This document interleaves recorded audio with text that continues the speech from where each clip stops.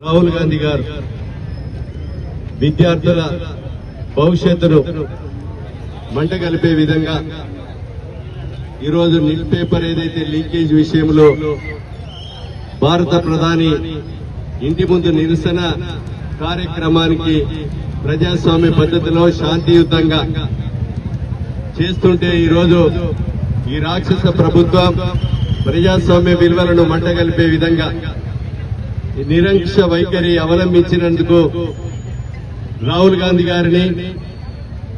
ప్రియాంక గాంధీ గారిని, లోకసభ సభ్యులను, ఏఐసిసి అధ్యక్షులు ఖార్గే గారిని నిరంకుశంగా అరెస్ట్ చేసి ఇందుకు నిరసనగా విద్యార్థుల భవిష్యత్తుకు కోరి నిరసనగా ఈరోజు వాళ్ళ యొక్క ప్రవర్తించినటువంటి తీరుకు నిరసనగా భూపాలపల్లి జయశంకర్ జిల్లా అంబేద్కర్ స్టాచ్యూ ముందు కాంగ్రెస్ పార్టీ ఆధ్వర్యంలో ఈరోజు నిరసన కార్యక్రమానికి విచ్చేసినటువంటి మన నల్గొండ ఎమ్మెల్సీ గిరిజన బిడ్డ, ఈ యొక్క పార్లమెంట్ ఇన్ఛార్జ్ శంకర్ నాయక్ గారు, అదేవిధంగా